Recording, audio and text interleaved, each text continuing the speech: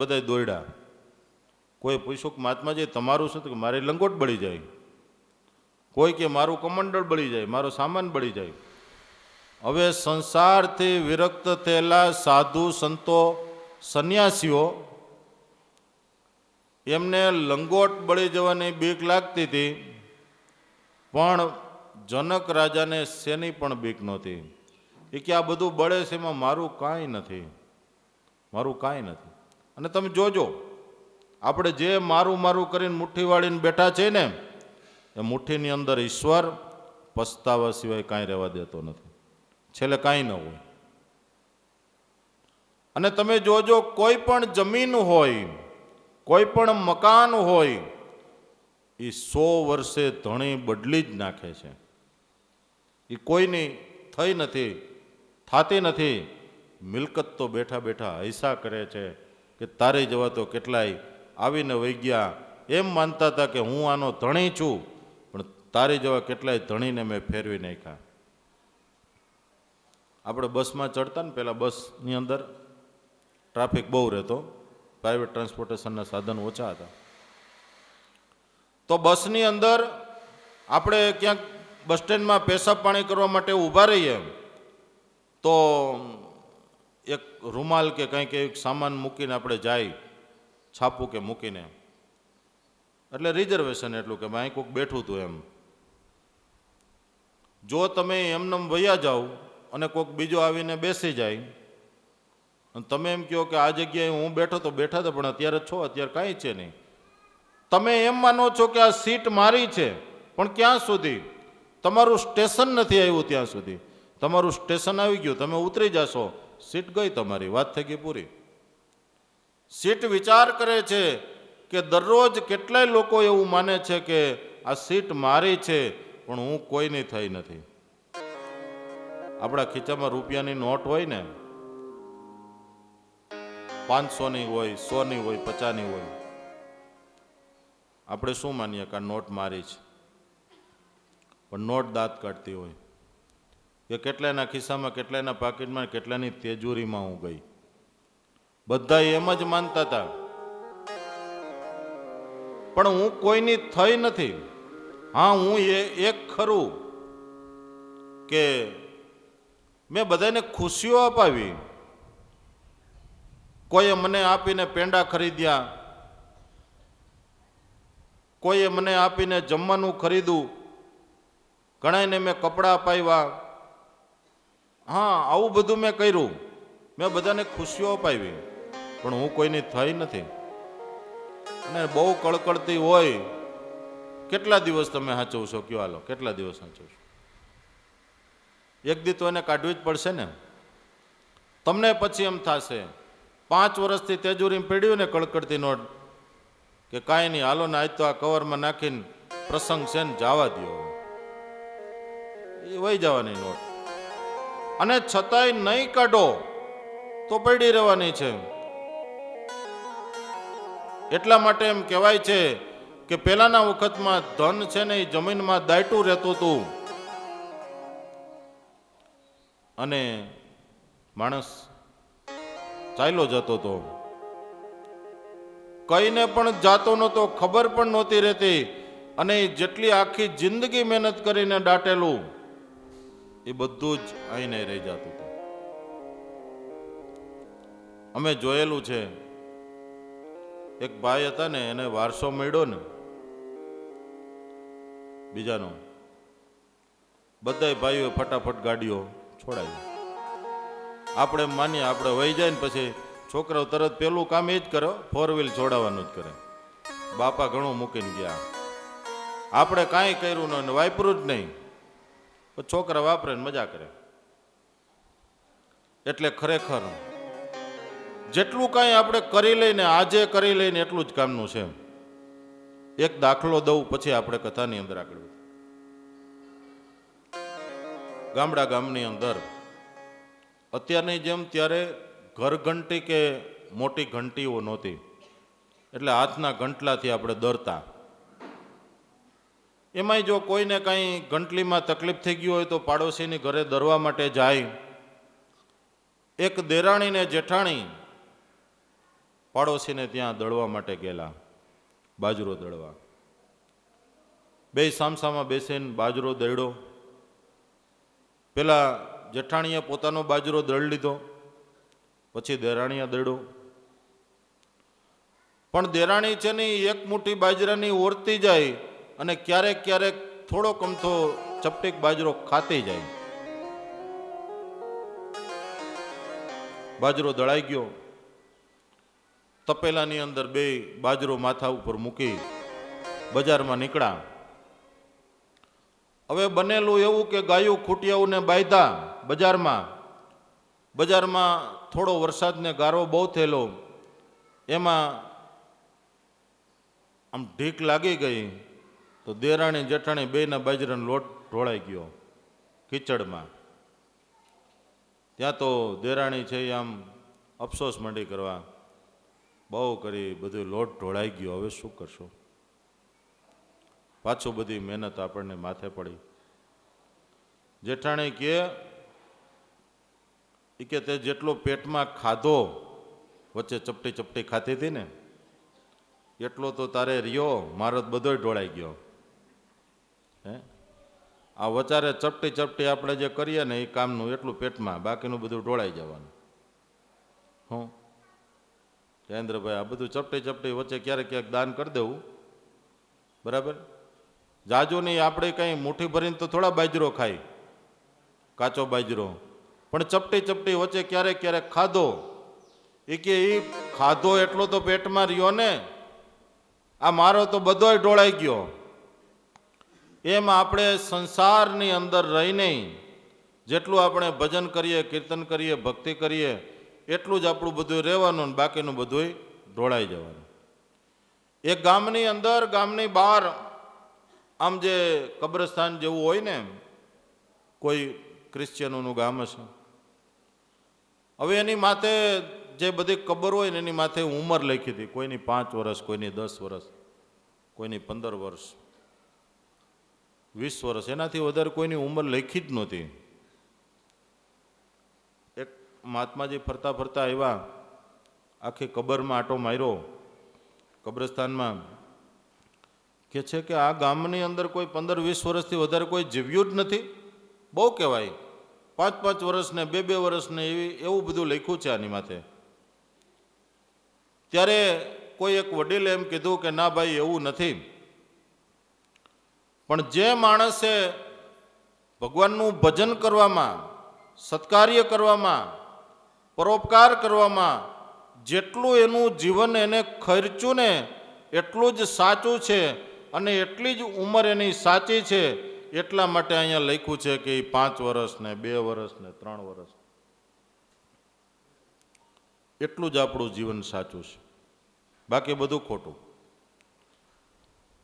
અને આજે હવે પછીની જે આ કથા છે એ આપણને એ સમજાવે છે. આપણે ત્યાં તો લગભગ મોટા ભાગનું શું કે ગઈઢા થાશું ને પછી ભગવાન ભજશું, પણ ગઈઢા થયા પછી ભગવાન ભજાય? પછી તો આય હોય થાય લ્યો. પછી શરીરમાં કેટલી બધી પીડા હોય, તકલીફ હોય, ન સુવાય, ન બેસાય.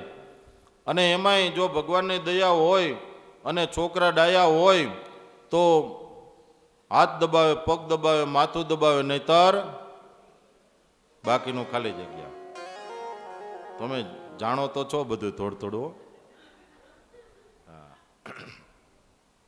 અને પછી શું દે બાપાને ખબર છે?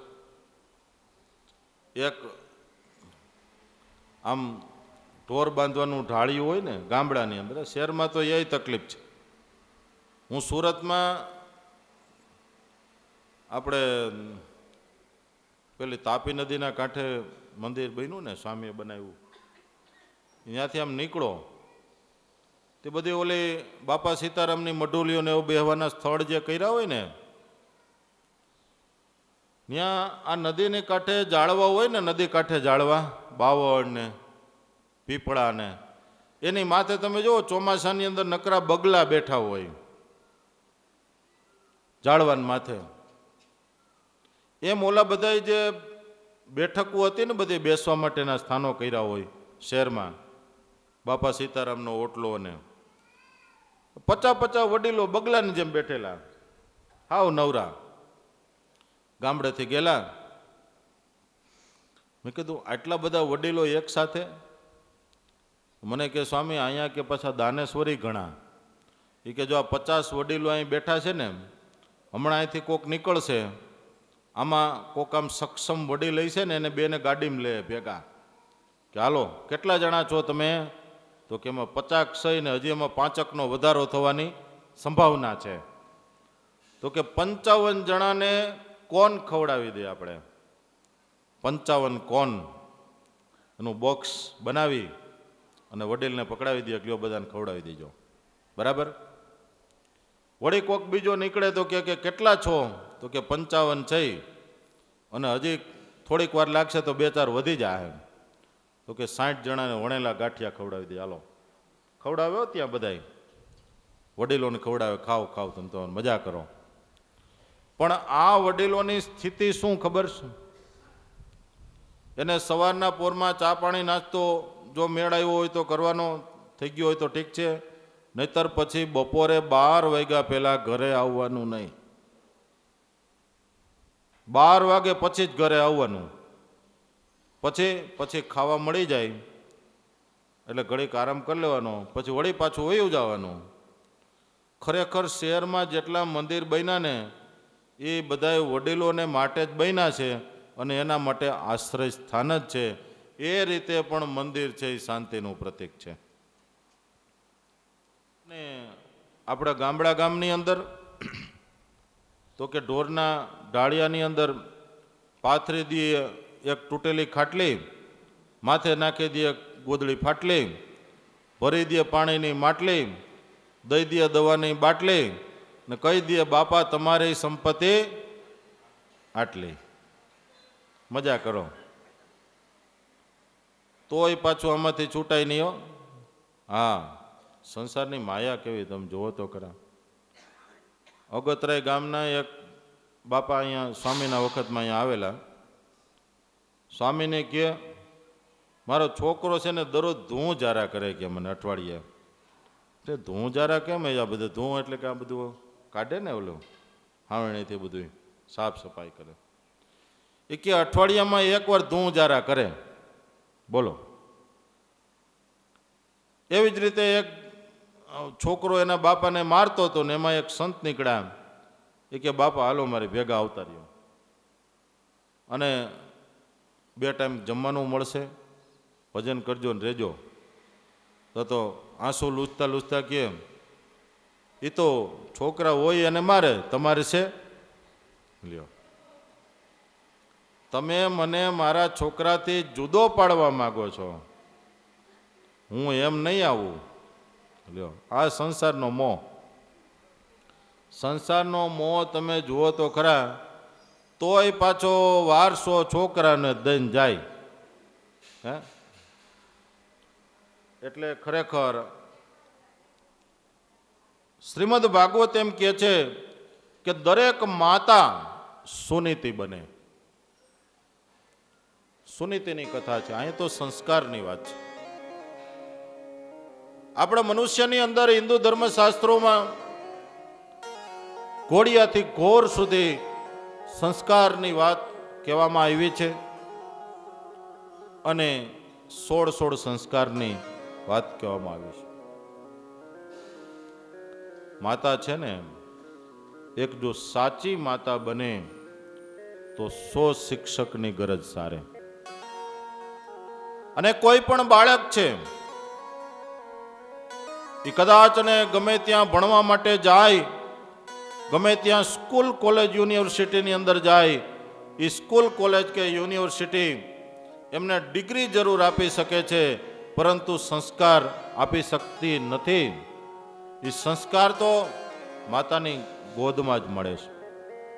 અને તમે જોજો કોઈ પણ બાળક છે ને એ ખેલતા કૂદતા રમતા એ માના ખોળામાંથી ધાવણ અને ધાવતા ધાવતા એ ધાવણમાંથી માતા અને પિતાના વાતચીત વ્યવહાર આપણું કર્મ એને જોતા જોતા બાળક પોતાના જીવનમાં સંસ્કારને ઝીલી લે છે. કોઈ સ્પેશિયલ એને બેસાડીને કોઈ ટ્યુશન નથી આપવામાં આવતું કે ભાઈ 1 મહિનાનું ટ્યુશન ભરી દો તો તમે સંસ્કારી થઈ જાશો. નાની નાની વાતો આપણા જીવનની અંદર આપણા જીવનને ઘડે છે અને મરતા સુધી એ સંસ્કાર માણસના જીવનમાં રહે છે. પેલા સંસ્કાર એના માતા પિતાના છે. એટલે સુનીતિ જો સાચી માં બને તો ધ્રુવ જેવા એક ભગવાનના ભક્તનો જન્મ થાય છે. હું બે છેડાની વાતો હંમેશા નથી કરતો. જ્યારે કોઈ શ્રેષ્ઠતાનું જ આહ્વાન કરતો હોઉં ત્યારે એમની કોઈ નીચી વાત નથી કરતો, પરંતુ દુઃખ સાથે મારે કહેવું પડે, બીજા છેડાની વાત પણ કહેવી પડે. ઘણી વખત માં છે ને એ બાળક રડતું હોય ને તો એને મારતા મારતા ધબ્બો મારતા મારતા કહેતી હોય કે પીટિયા ક્યાં પાક્યો છો? એ ક્યાંય નથી પાક્યો, તારી કુખે જ પાક્યો છે. ક્યાંય વાયડે પાક્યો, કે ઝાડવે પાક્યો, કે ખેતરમાં પાક્યો? એ જેવો જેવો તે જણ્યો છે એને. જે માતા પિતા પોતાના બાળકને સંસ્કાર નથી આપતા એના બાળકના સૌથી મોટા શત્રુ છે. જ્યારે એક ભાઈને ફાંસી થઈ ચોરીના ઇલ્જામમાં, અને ફાંસીના માચડે લઈ જવામાં આવ્યો, ત્યારે એને છેલ્લી વારની ઈચ્છા પૂછવામાં આવે કે ભાઈ તમારી છેલ્લી ઈચ્છા શું છે? ત્યારે એને એમ કીધું કે મારી માને બોલાવી દો. એની માને બોલાવી દીધી. બેને ભેગા કર્યા. પેલા બાળકે એની માને 2 લાફા માર્યા. કેમ?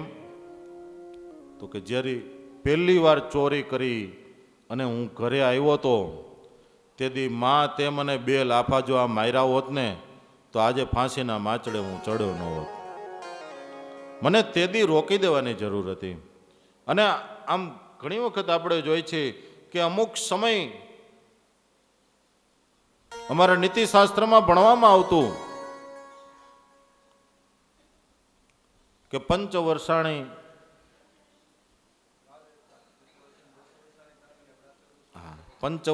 પાલ્ય 10 વર્ષાણી તાડીએ પ્રાપ્તે તું 16 વર્ષે પુત્રમ મિત્રમ વદાચરેત.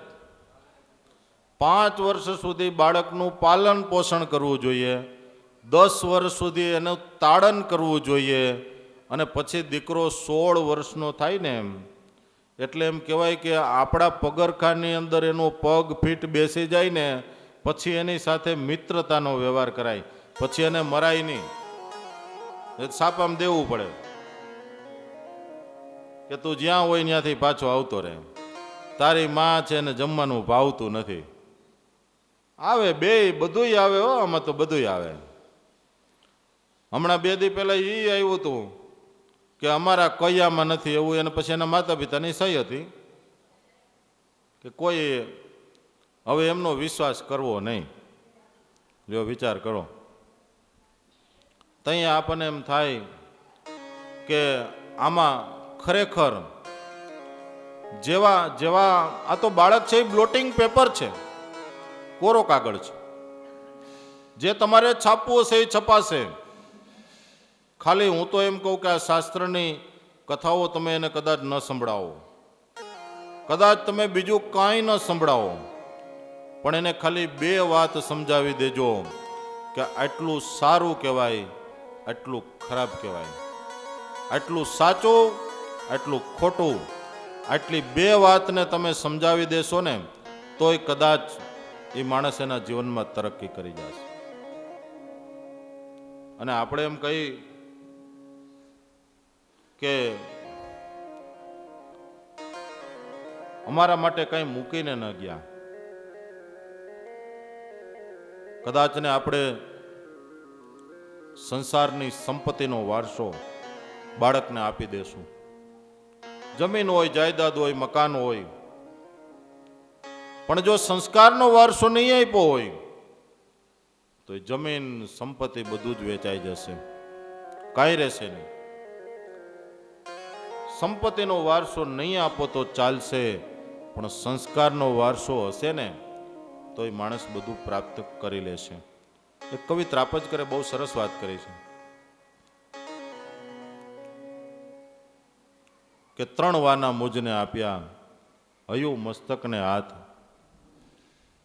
ચોથું નથી જોઈતું, ઘણું દઈ દીધું મારા નાથ. ગાંધીજી એમ કહેતા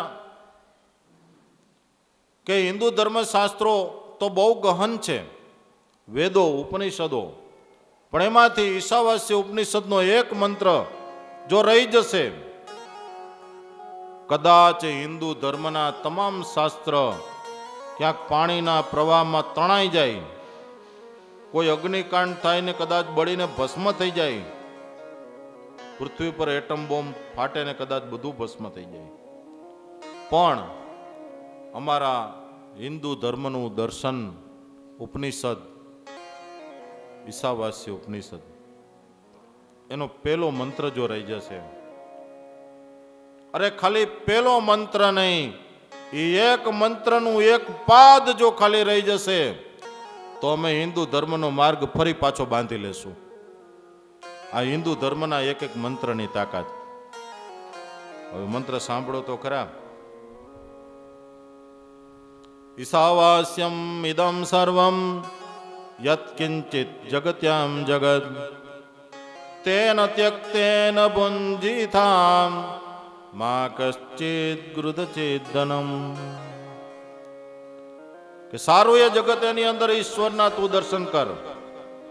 આ જગતની કણ કણ અને ક્ષણ ક્ષણ એવી છે કે તમે કહી ન શકો કે આમાં ઈશ્વર નથી. બધામાં ઈશ્વર છે. મારામાં ઈશ્વર છે, તમારામાં છે. આ પૃથ્વીના એક એક કણ કણમાં ભગવાન છે.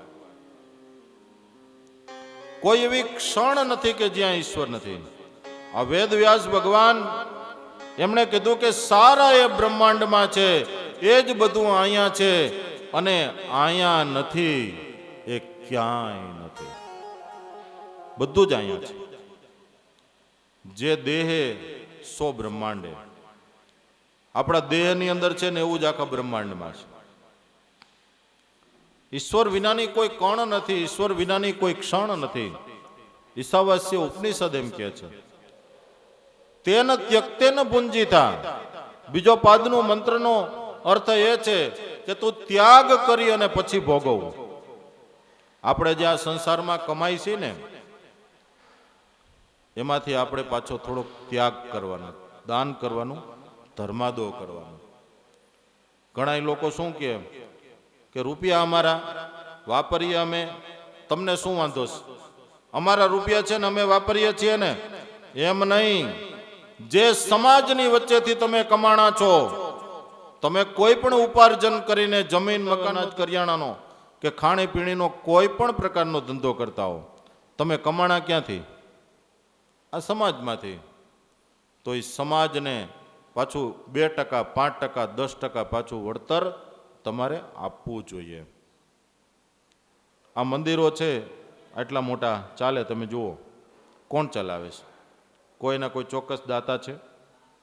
આપણે જ ચલાવીએ છીએ.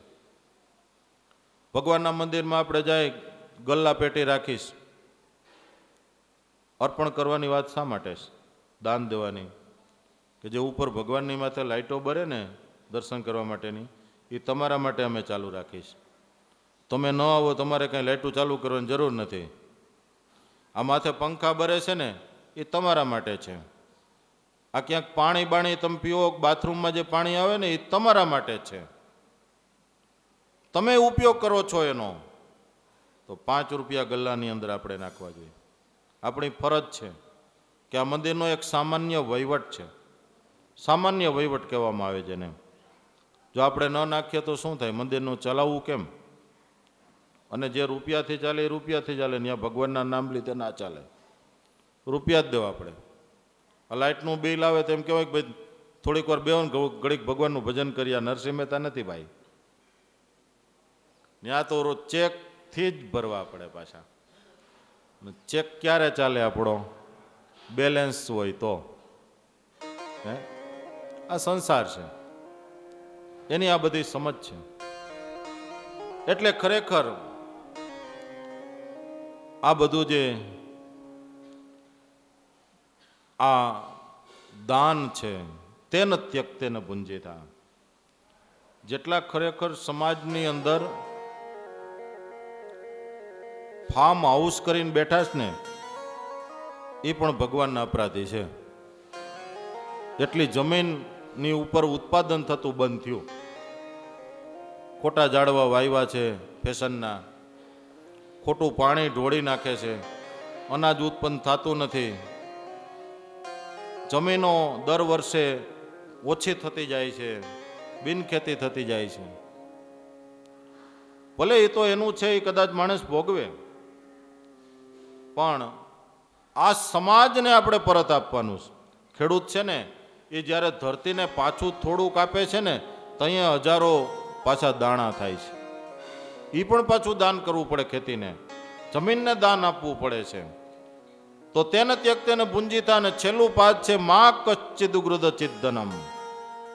આ એક પાદ એટલું મહત્વનું છે કે કોઈના એ ધન પ્રત્યે તું ગીધ દ્રષ્ટિ કરીશ માં. પછી ધન કેટલી પ્રકારના છે જો, ગૌધન એને ધન કહેવાય, અનાજને ધન કહેવાય, રૂપિયાને ધન કહેવાય, સોના ચાંદી આદિકને ધન કહેવાય,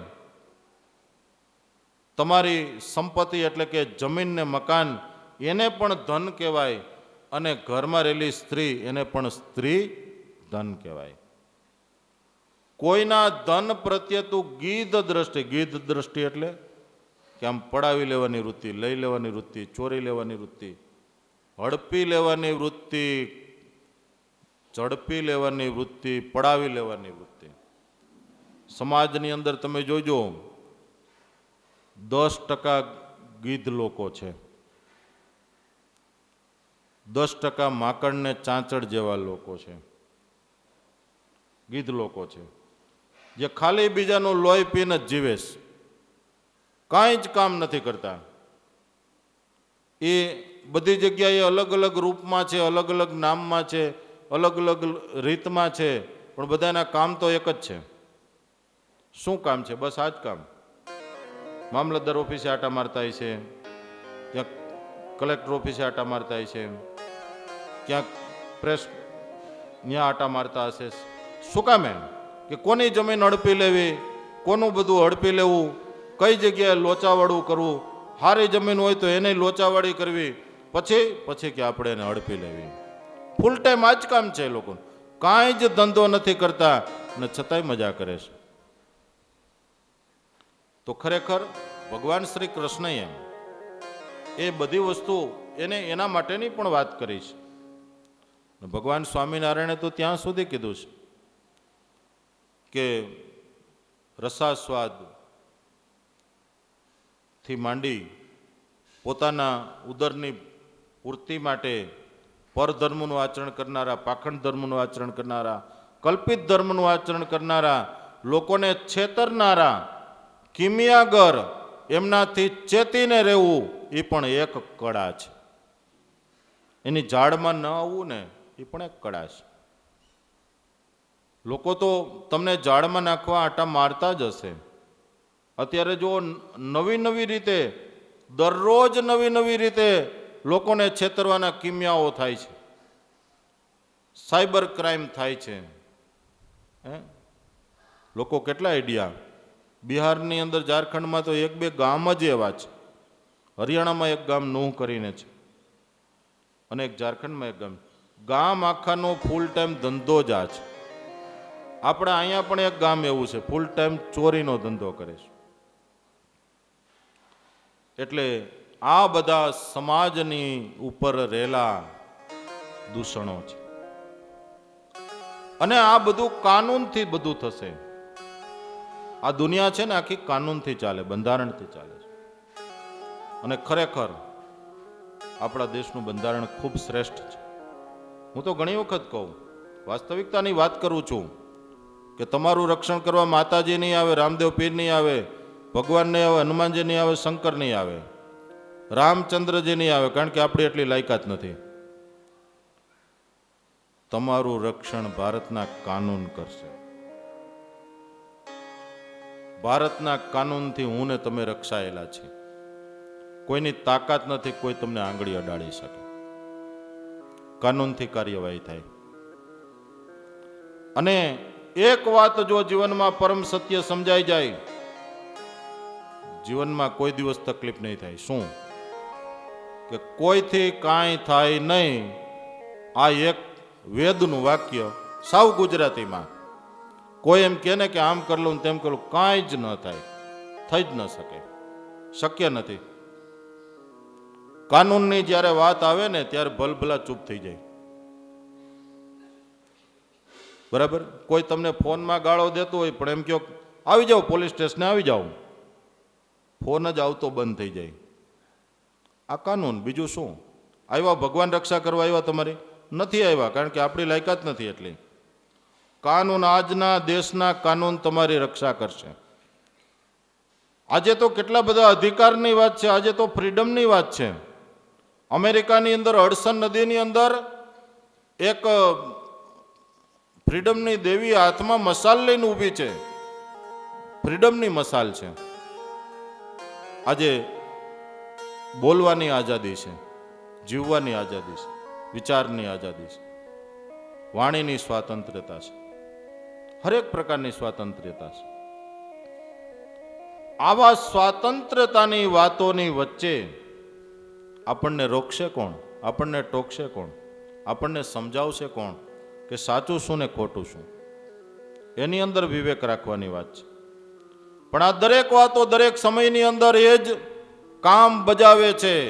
ઉત્તાનપાદ રાજાને 2 પત્નીઓ હતી, એમાંથી સુરુચિ એને ગમે છે, સુનીતિ એને ગમતી નથી. એક દિવસનો સુમાર છે. રાજા ઉત્તાનપાદે દાસીને બોલાવીને કીધું છે કે સુનીતિને બોલાવો.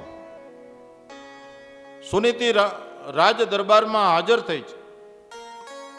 રાજા ઉત્તાનપાદે આદેશ કર્યો છે કે સુનીતિ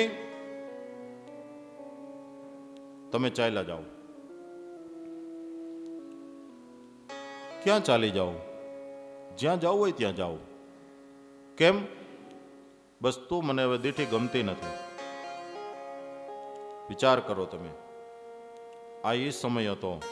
આપણે પાપ તો બહુ કર્યા છે. આ એનો જ બદલો છે, એનું જ ફળ છે કે આપણી માથે કાનૂનો આવ્યા છે. આ જેટલા શાસ્ત્રો લખ્યા ને બધા પુરુષોએ જ લખ્યા. કોઈ બેનું બિચારી એને શાસ્ત્ર નથી લખ્યા. એને જો લખ્યા હોત ને તો આપણી માથે બરોબર કોરડો વીંજે. પણ કાનૂને કોરડો વીંજો છે. હવે આપણે કાંઈ કરી શકીએ એમ નથી. અડધો ભાગ દેવો પડે. જેટલા છૂટાછેડાના કેસ હાલે ને એ બધા બધું જ્ઞાન છે, બધી જ ખબર પડશે. આ શાસ્ત્રોએ આપણને રોક્યા, આપણે રોકાણા નથી. હવે કાનૂને આપણને બાંધ્યા છે. ખરેખર સ્ત્રીનો કદી નિશાસો ન લેશો. શાસ્ત્રો કે છે, આ શાસ્ત્રોમાં લખ્યું છે કે જેના ઘરના આંગણે ગાય, ગરીબ અને ગૌરી 3ના આંસુ પડે છે એના તમામ સુકૃતોનો સત્યાનાશ થઈ જાય છે.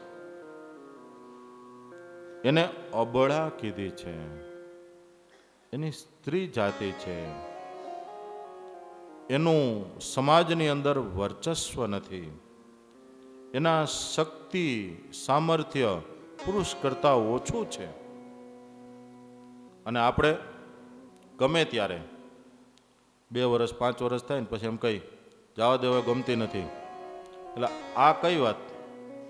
હે, હવે તું ગમતી નથી. ઘણા બધા અમને કે સ્વામી આ તો બધા કે ફંદા છે કે, અને સંસાર બધી માયા. એ કે આ ગળે ફંદો, પણ તે ભાઈ તે ઢોલ વાગ્યા તે હું કામ ચડી ગયો ઘોડે?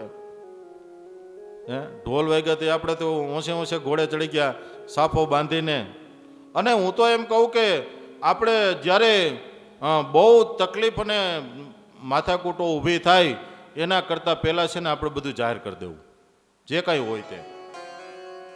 અત્યારના છોકરાઓ તમને કહું, અત્યારે તકલીફ આ ગામડે ગામડે ને આખા સમાજ દુનિયા આખીમાં તકલીફ છે. સગપણ થાય તો અહીંયા કાંઈ બોલે નહીં, ચાંદલો થાય તો અહીંયા કાંઈ બોલે નહીં, ચૂંદડી ઓઢાડે તોય બોલે નહીં, મારા લગ્ન થાય તોય ન બોલે. અને પછી એમ કે મને તો બીજો ગમતો હતો ને ઓલો કે મને બીજી ગમતી હતી. પણ તો પહેલા કેવું હતું ને તમારે? હવે આટલી બધી હેરાનગતિ બધું આ કર્યું ને હવે પછી એમ કહો કે તમને બીજું ગમતું હતું, તો પહેલા કેવું હતું ને તમારે? લ્યો. પણ અહીંયા વાત એ છે કે ભગવાન સ્વામિનારાયણ એમ કહે છે કે પસંદગી છે ને બહુ વિચારીને કરવી જોઈએ. આ તો સંસારથી મુક્ત થવાની, આધ્યાત્મિકતાની, શ્રીમદ ભાગવતની આ પારાયણ કેની વાતો સંસારથી મુક્ત થવાની વાત છે. એમાં આ વળી લગ્નની આ બધી વાતો પણ છે, એ પણ આપણા જીવનને અસર કરનારી છે. અને સ્વામિનારાયણ ભગવાને શિક્ષાપત્રીમાં લખ્યું છે કે ક્યારેય પુરુષે પોતાના ધર્મપત્ની એટલે કે સ્ત્રી એમને ક્યારેય તાડન ન કરવું, એને મર્મભેદક વચન ન કહેવા, ક્યારેય એમનું અપમાન ન કરવું. અને જે કોઈ આવું કરે છે એને પછી કાનૂન કેટલા લાંબા કરે છે એનાથી પસાર થયેલા લોકોને પૂછો તો ખબર પડે. અમેરિકાની અંદર તો એથી વધારે સ્થિતિ ભયંકર છે. અને જ્યારે ફ્રીડમની મેં વાત કરીને અમેરિકા, ફ્રાન્સ, જર્મની, ઇટાલી અને મિડલ ઇસ્ટના યુરોપના દેશોમાં, ઘણા બધા દેશોમાં,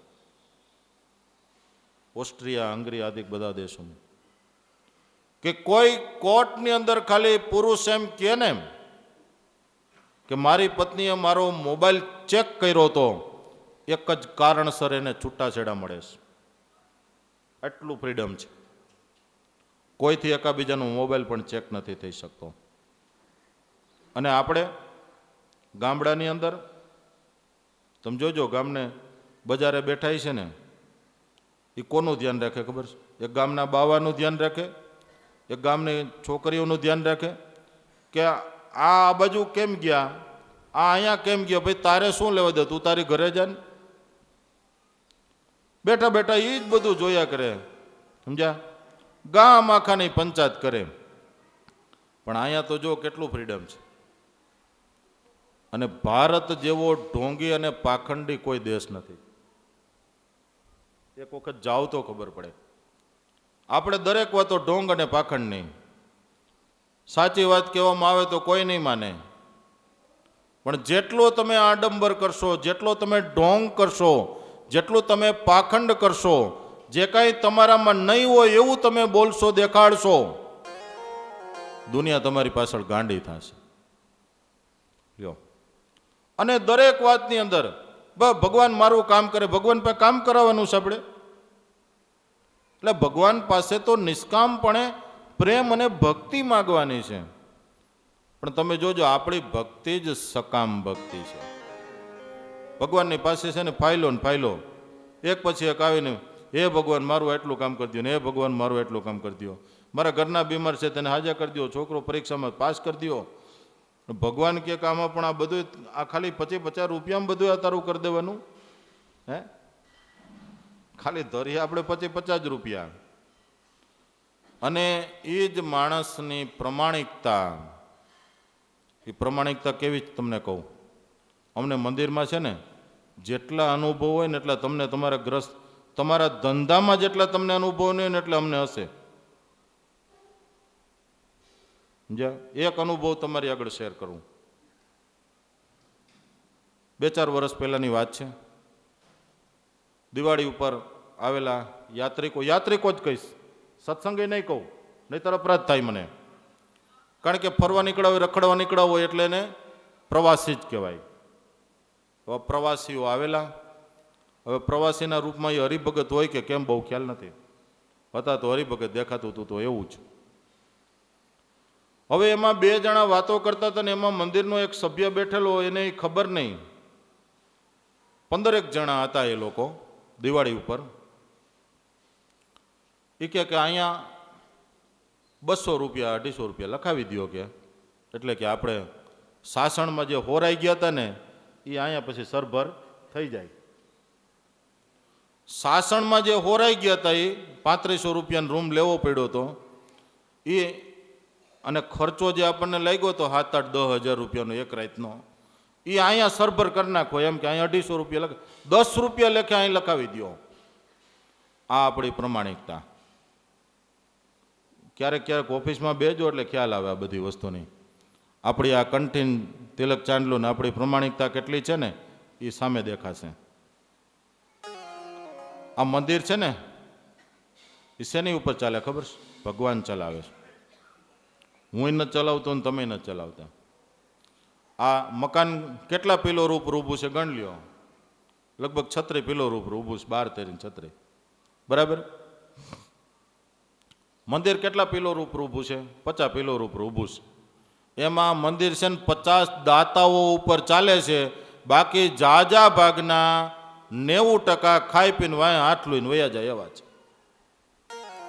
માણસની પ્રમાણિકતા જ નથી રહી અંદરથી કે વાહ આપણે ધરાર દેવા પડ્યા 5000 તો અહીંયા 2.5 તો દ્યો. આ સ્વામી કેમ ચલાવતા હશે? સ્વામી તો ક્યાંય તમારી પાસે કોઈ દી માગવા તો નથી આવ્યા. અને માગવા જાવ ફાળો, બહુ ફાળો કરવો બહુ કઠણો જયેન્દ્રભાઈ. તો તમે આ ખમીદાણાનો કરતા જ તમને ખબર છે.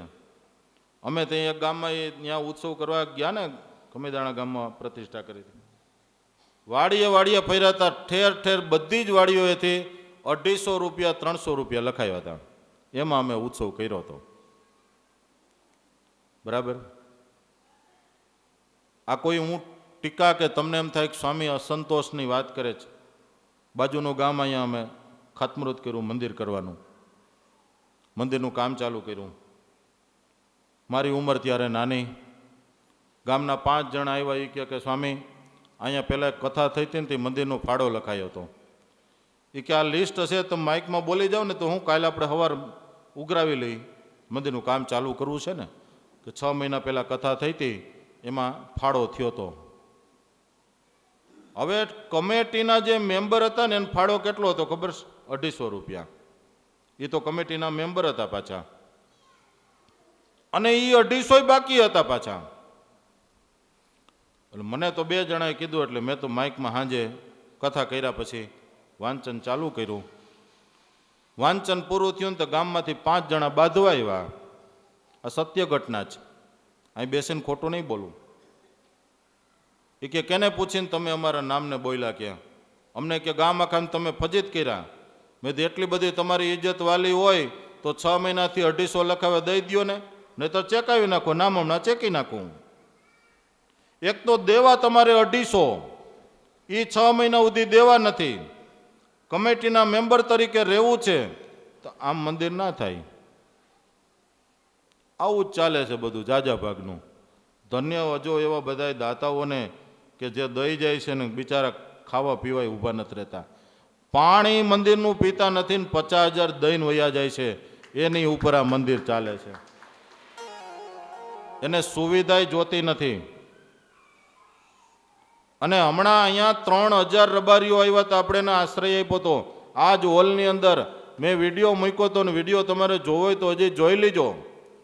આમ લાકડાના રેલવેના હલેપાટ કેમ ગોઠવા હોય, આ એક હોલની અંદર છે ને 1000 લોકો સૂતા હતા. એ કોઈએ પાયથરું નહોતું, કોઈએ ઓઢા નહોતા, કોઈ ઓશિકા નહોતા.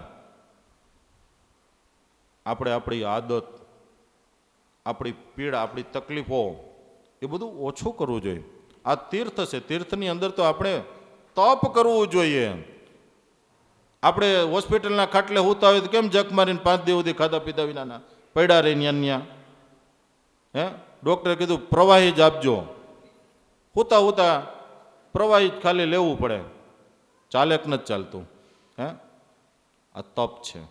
તપ જેટલું કરશું, મુશ્કેલી જેટલી સહન કરશું, એટલું જ બધું થશે.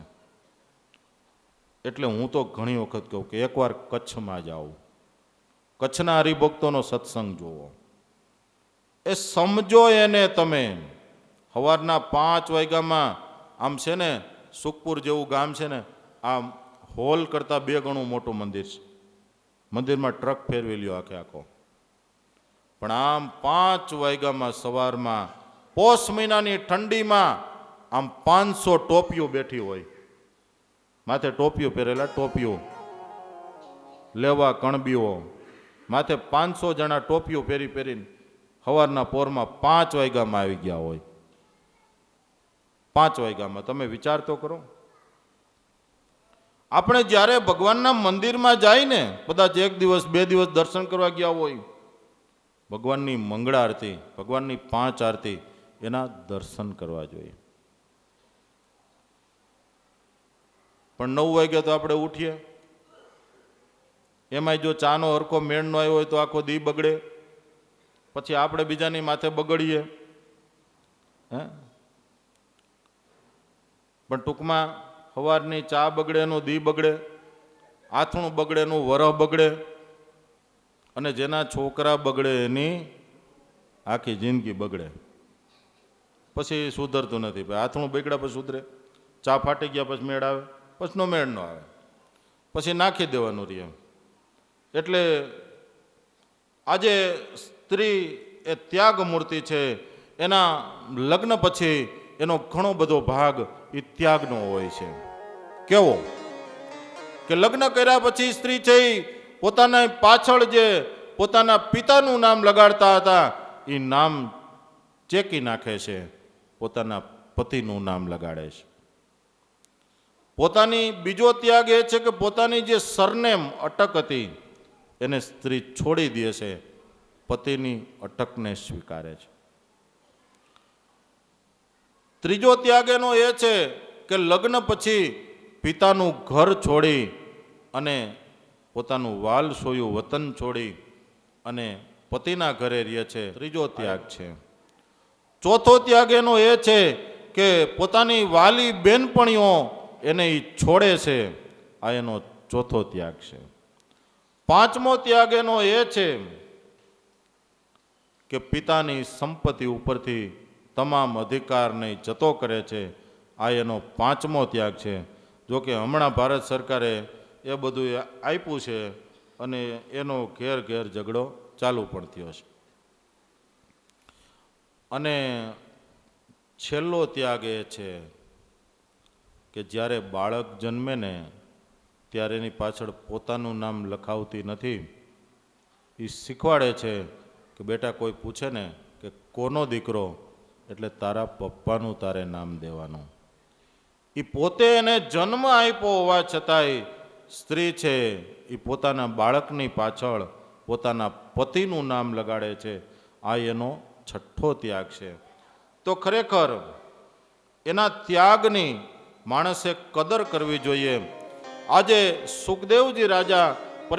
સુખદેવજી મહારાજ પરીક્ષિત રાજાને સમજાવે છે કે હે રાજન, મૈત્રેયજી વિદુરને કહે છે કે હે વિદુર, ઉત્તાનપાદ રાજાએ એક જ ઝાટકે કહી દીધું કે તું મને ગમતી નથી, મહેલ છોડીને ચાલી જા. આ એ સમય હશે. કેવો સમય હતો? આ જેટલું કાંઈ છે ને દુનિયાની અંદર ચાલે છે ને, એ સમયનું ચક્ર છે. આ બધા આપણા પાપ છે. આ સમય પ્રમાણે જે કાનૂન ઘડાય છે ને એ આપણા પાપ છે. કે જે સ્ત્રીઓને આપણે નોંધારી કરી હતી, આપણે ત્યાં કહેવત હતી કે જ્યારે દીકરી એના બાપની ઘરે પાછી આવે ને ત્યારે એના ભાઈઓ કે એના બાપાઓ પણ એમ કહેતા કે તને રસ્તામાં કૂવો ન મળ્યો, તે પાછી આવી. અને એવી તો કેટલી નવવધુઓ એને કૂવા પૂર્યા હશે.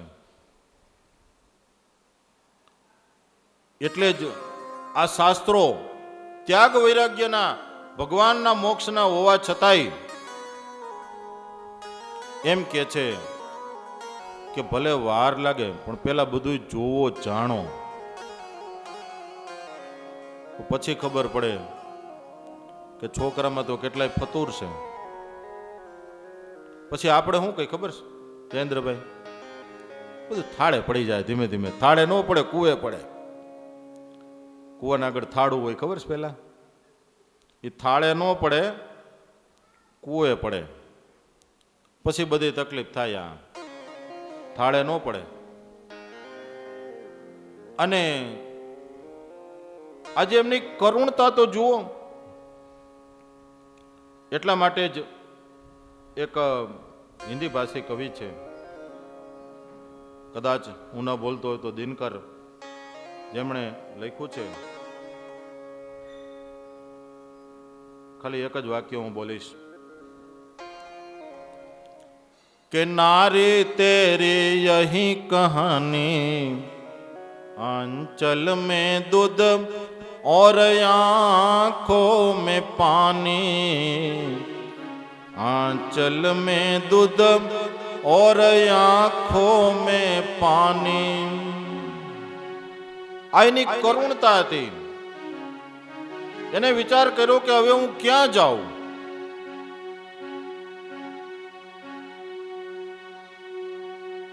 અને એવી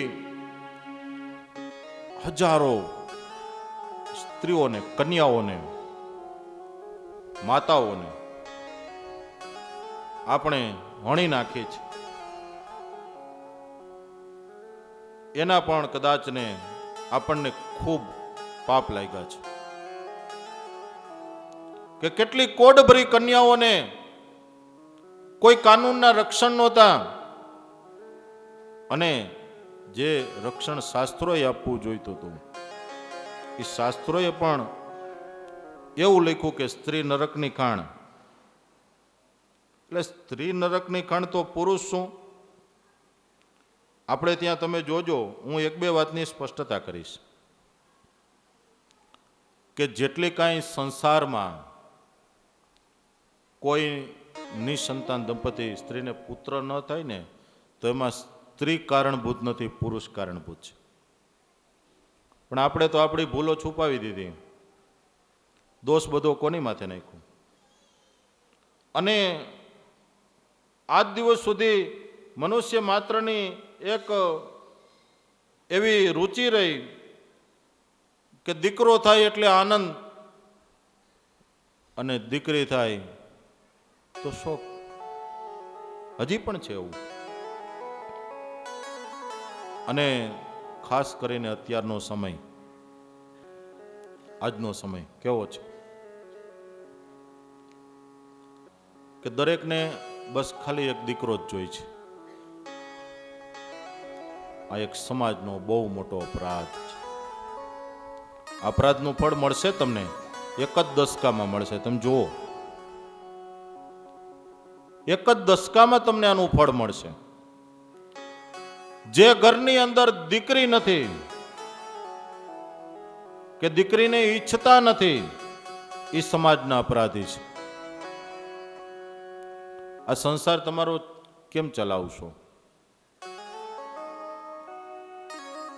ખાલી તમારે દીકરો જ જન્મ આપવો છે તો એ દીકરાને પરણાવશો શું? કોની સાથે પરણાવશો કયો? ચાલો બતાવો. એક દશકા પછી આની હજી ખબર પડશે.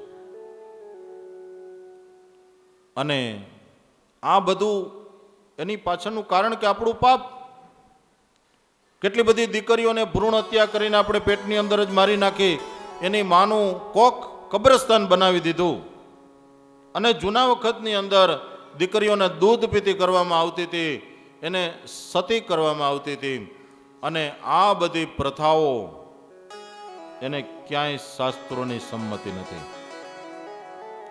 આ બધી મનુષ્યની વિકૃતિ છે, શાસ્ત્રોમાં ક્યાંય લખેલ નથી. ઘણા બધા ઋષિઓએ હિમાયત કરી છે કે વિધવાના પુનર્લગ્નની હિમાયત કરી છે. યાજ્ઞવલ્ક્ય સ્મૃતિની અંદર પણ વિધવાના પુનર્લગ્નની હિમાયત કરી છે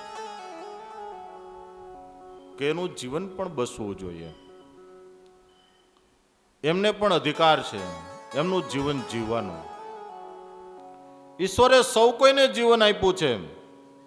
આ પૃથ્વી પર જન્મેલા જીવ પ્રાણી, માખી, મચ્છર, મકોડા, કોઈ પણ જીવ પ્રાણી હોય એ સૌ કોઈને એના જીવનને જીવવાનો અધિકાર છે. એને એના જીવનને છીનવી લેવાનો આપણને કોઈ જ અધિકાર નથી. પરંતુ આપણે સમાજની અંદર આપણા વર્ચસ્વથી, વ્યવહારના પ્રધાનપણાથી, આપણે આપણા સમાજની અંદર આપણા બળથી, આપણે સમાજની અંદર આપણા વર્ચસ્વને કારણે આપણે જેટલી પીડાઓ અને પાપ ઊભા કર્યા છે એના આપણે ફળ અત્યારે ભોગવી રહ્યા છીએ. સુનીતિને ઘરમાંથી કાઢી મૂકી. સુનીતિને મનમાં એમ થયું કે શું કરું, સળગી મરું, બળી જાઓ, મરી જાઓ, આ જ વિચાર આવે. અને જીવનની અંદર ઘણી વખત આવી પળ હોય છે જે પળ બહુ જ થોડી હોય છે, એને પસાર કરી જવાની. ઘણી વખત આપણને આવી પીડા થાય ને, એ પળને છે ને અતિક્રમી જવી, એટલે ઠેકી જવી, એને પસાર કરી જવી, તો આપણું જીવન સલામત રહે. સ્વામિનારાયણ ભગવાને એમ કીધું છે, આત્મઘાતસ્તુ તીર્થેપી ન કર્તવ્યશ્ચ ન કૃદા અયોગ્ય ચરણાત ક્વાપી ન વિશોધ બંધનાદિના. કે ક્યારેય આત્મહત્યા ન કરવી. કદાચ અયોગ્ય આચરણ થઈ ગયું હોય, કોઈ પાપે કરીને, કોઈ કર્મે કરીને, કોઈ અપરાધે કરીને પણ ક્યારેય તીર્થને વિશે પણ આત્મહત્યા ન કરવી. જીવન બહુ લાંબુ છે, જીવન બહુ શક્યતાઓથી ભરેલું છે, જીવન ખૂબ પોઝિટિવ છે, જીવન ખૂબ ફરીથી પાછું નવું પલ્લવિત થઈ શકે છે. શક્યતાઓથી તમે જીવો. કોઈ એક ઘટનાથી જીવન પૂરું નથી થઈ જતું. એક ઘટનાથી હારી ન જવું, થાકી ન જવું. આ તો જીવનની એક નબળી પળ છે, એને પસાર કરી દો, આગળ તમારું જીવન ઘણું સારું છે. શક્યતાઓથી જીવો, પોઝિટિવતાથી જીવો. અને આ પોઝિટિવતા ક્યાં મળશે? ભગવાનની પાસે મળશે. મારો દાવો છે, તમે તમારા કુળદેવ હોય, તમારા સુરાપુરા હોય, તમારા માતાજી હોય, તમારા ઈષ્ટદેવ હોય, તમારા ગુરુદેવ હોય, એની પાસે તમે જાઓ, તમને આત્મબળ મળશે. અનુભવ કરજો તમે. તમને જો આ ઘનશ્યામ મહારાજમાં શ્રદ્ધા હોય ને, તો એની સામે આવીને બેસી જાજો. ઉપર ઘુમટમાંથી તમને પોઝિટિવ વિચાર મળશે. ભગવાનની મૂર્તિની અંદર હીરા છે, પન્ના છે, મોતી છે, માણેક છે, એની અંદર દુનિયાભરનું આકર્ષણ છે. એ ભગવાનની મૂર્તિ આપણું આકર્ષણ કરે છે.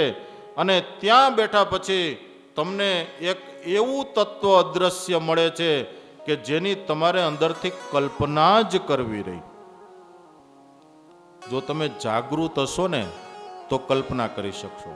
હું તો કહું, ક્યારેક તો કલ્પના કરો તમે. ક્યારેક તો ભગવાનની પાસે બેસો, તમે 15 મિનિટ બેસો, ભગવાનની મૂર્તિની સામે જોઈને બેસો.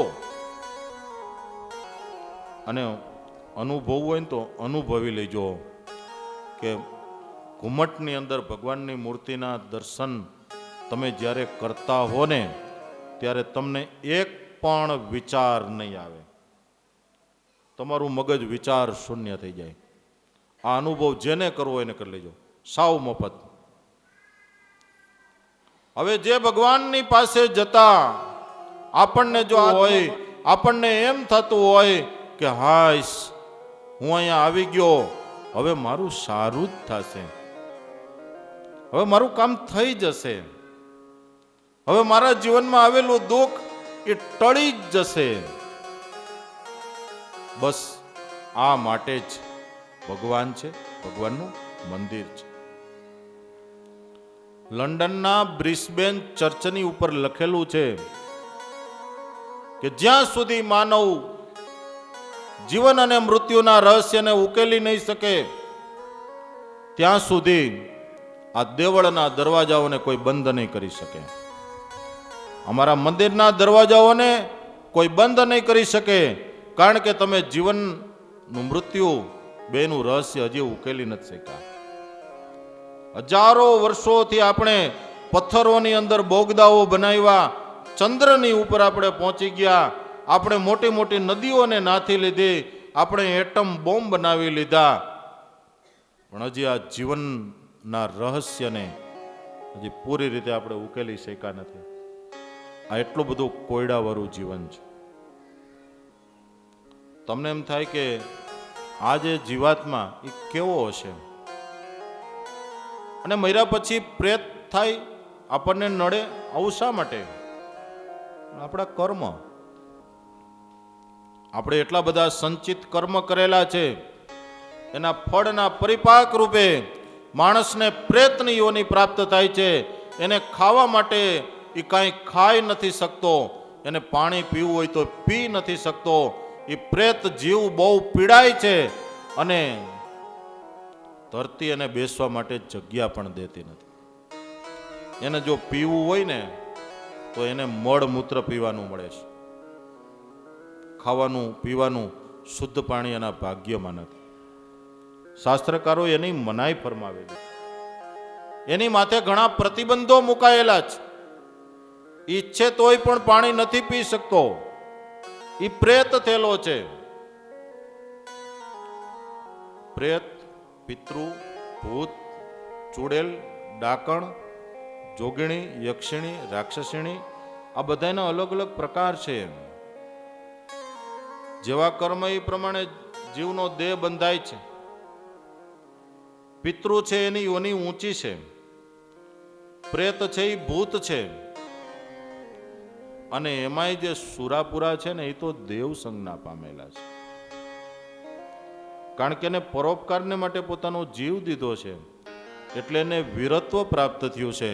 અને હિન્દુ સંસ્કૃતિ છે ને એ તો વીરની પૂજા કરનારી છે. વીરની પૂજા થાય છે અહીંયા. હનુમાન વીરની, મહાવીરની, લક્ષ્મણ વીરની, અહીંયા તો વચ્છરાજ વીરની, જસરાજ વીરની. દાદા જસરાજ 1000 વર્ષ પહેલાની વાત છે. લોહરગઢના રાજા જસરાજ ઉન્નડ ગઢના કન્યાને પરણવાને માટે ગયા. મીંડોળ બંધો યુવાન લગ્નના ચોરીના માંડવે આમ જ્યાં ફેરા ફરે છે ત્યાં રીડ પડી છે કે વિધર્મીઓએ આવીને ગાયોને વાળી છે.